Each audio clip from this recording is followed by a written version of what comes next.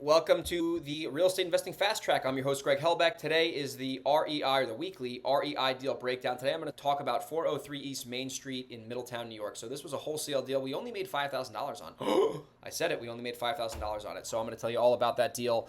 How did we find it, and what was the backstory on it, and give you the breakdown on it. So if you're not familiar with me, my name is Greg Helbeck. I'm a millionaire real estate investor. I've been doing this for around 8 years. Coming up in September, and doing this full time ever since I became an adult. So this is all I know, the real estate investing business. So the goal of this podcast and YouTube channel is to share what I know with you so you can implement this in your business, whether you're new or whether you are established. So I'm going to talk about 403 East Main Street, Middletown, New York. So the way we found this deal was from texting.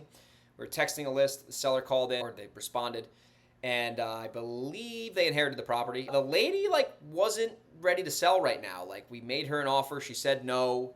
And, it wasn't anything too crazy. We didn't think too much about it.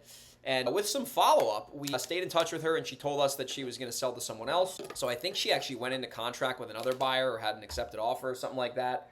And the buyer ended up not performing and totally flaked out on her. And so she called us back, and she was like, hey, would you consider buying the house? And we were like, well, at the right price, we would. So we ended up coming up with an agreement, made her an offer. She said yes, we got it in contract, and the property was a little quirky. I think it was an illegal two-family, so it was technically a one-family house, which is single family, but it had 2 units, right? The one unit was just illegal, so you couldn't really market the thing as a two-family house. So once we found that out, we actually thought it was worth more than it actually was, so we had to give the seller a slight price reduction in order to make the deal work. And it wasn't easy to sell it because it was on a busy road, kind of in a commercial area. Not the greatest product. It was in a great area. Middletown, New York is a smoking hot area to do deals in, but just didn't have a lot of buyers. We had some tire kickers, and we had some people who were just not that serious. Ended up finding a buyer. His name is Nate.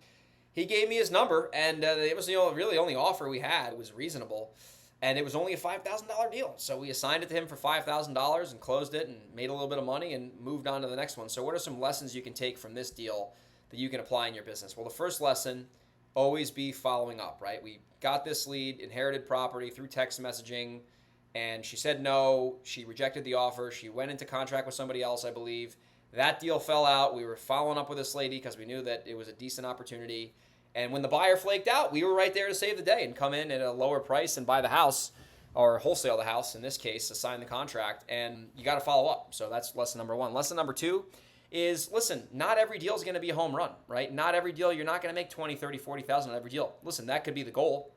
I think that's possible, and it's probable if you have the right systems, but not every house you're going to do big wholesale fees on or big flip profits on. Shit, if you're flipping houses, you might lose money on some deals. You might break even, you're going to make money on other ones, right? So you got to take what you can get, right? It's all about supply and demand. Real estate, I learned this from my good friend Michael Pinter, is a function of price. Anything will sell at the right price, right? So given you expose a property to the marketplace. In this case, it was the wholesale marketplace. The market will tell you what that property is worth. If you have a lot of demand and not a lot of supply, it's going to drive the price up.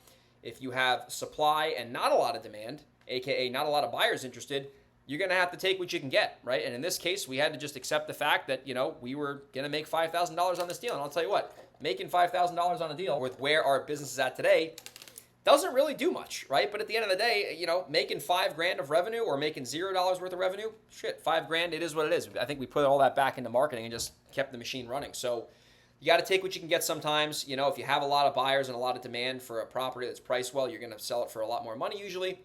Obviously, you got to negotiate as big of a discount as you can, and this lady was a little stubborn with the price. So obviously, if we got it lower than we got it, sure, we would have made more money, but it is what it is. You got to just take it for what it is, and sometimes you got to accept a $5,000 deal once in a while. I wouldn't say do that all the time because that's going to sink your business fast.